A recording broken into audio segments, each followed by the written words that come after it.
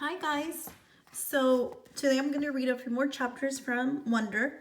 The last time I read to you Ordinary, and just to review a little bit on the book. Um so far the character is 10 years old. He's the narrator. He's the one telling us the story, and he talks about him not being an ordinary child like other 10-year-old kids. But then again, at the same time, he does tell us, but I do ordinary things. Like he eats ice cream, he rides his bike, he has an Xbox. But what makes him not ordinary, which means what makes him different than other 10-year-olds, right?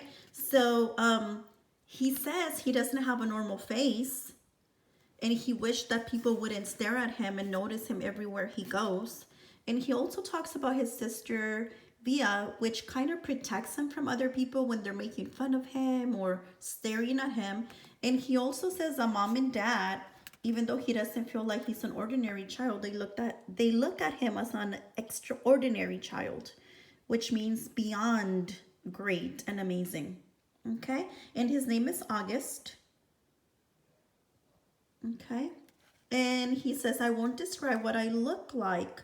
Whatever you're thinking, it's probably worse. So today I'm going to go to chapter 2, which is called Why I Didn't Go to School. Okay. So even though he's 10 years old, he didn't go to school before this because he was being homeschooled. Kind of like what we're doing right now, where your parents are at home helping you the best they can. So he didn't go to school. He's going to tell us why. So let me get started. Okay. Next week, I start 5th grade. Since I've never been to a real school before, I am pretty much totally and completely petrified. Petrified. What do you think the word petrified means? Well, he's never been to school before, and he's totally and completely petrified. I want you to think about, what do you think the word petrified might mean? Okay, so keep that in mind. He feels petrified. People think I haven't gone to school because of the way I look, but it's not that. It's because of all the surgeries I've had. 27 since I was born. So surgeries, guys, are when there's something not wrong, but maybe something that needs to be taken care of, and they have to do surgery. So that means you have to go to the hospital, and the doctors have to do a procedure so that you're a little bit better. So I've had a few surgeries before. I think you guys remember when I told you I had my babies and they had to cut my stomach to take out my baby. So that's considered a surgery. So he's had 27 of them. Can you imagine that? 27 since he was born. The bigger ones happened before I was even 4 years old. So I don't remember those. But I've had 2 or 3 surgeries every year since then. Some big, some small. And because I'm little for my age and I have some other medical mysteries that doctors never really figured out, I used to get sick a lot. That's why my parents decided it was better if I didn't go to school.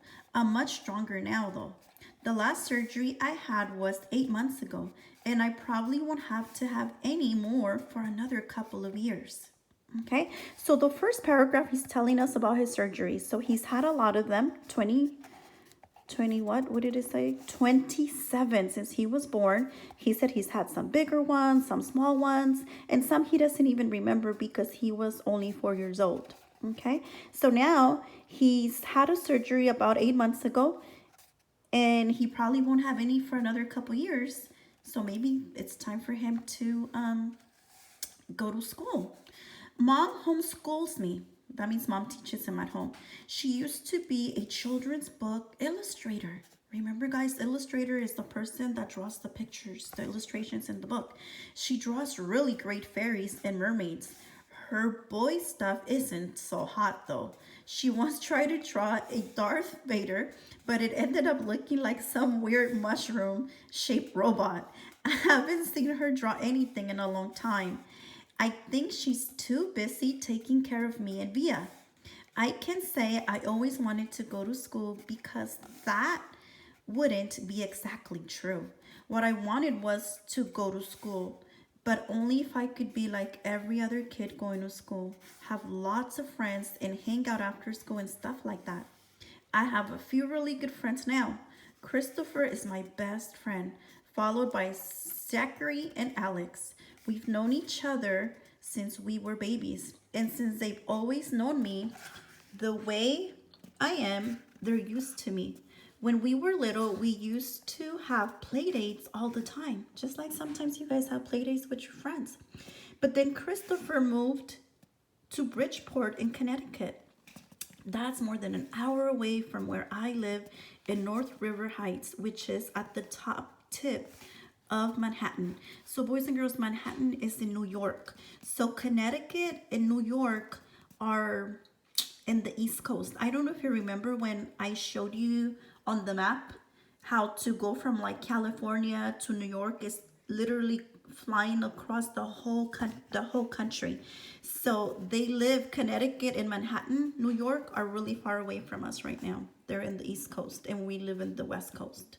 Okay, so his friend used to live in Connecticut. Moved to Connecticut, and he lives in Manhattan.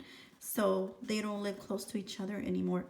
And Zachary and Alex started going to school. It's funny, even though Christopher's the one who moved far away, I still see him more than I see Zachary and Alex. They have all these new friends now. If we bump into each other on the street, they're still nice to me though. They always say hello. I have other friends too, but not as good as Christopher and Zach and Alex were. For instance, Zach and Alex always invited me to their birthday parties when we were little, but Joel and Iman and Gabe never did. Emma invited me once, but I haven't seen her in a long time. And of course, I always go to Christopher's birthday. Maybe I'm making too big a deal about birthday parties. So this is chapter 2, guys, why I didn't go to school. And I want you to think about a few of the things. So one word I need you to remember is petrified. Okay, so remember it said, I am pretty much totally and completely petrified. So I want you to think about that word. And next time when we have a Zoom meeting, we'll talk about the word petrified. Okay, so other characters that came about in this chapter, his friend Christopher and his other friends, Zachary and Alex. Remember that? So far we have August, which is the narrator. We have his sister Via, his parents, and now Zachary, Alex, Christopher, and a few other friends. Okay, let's go to the next chapter.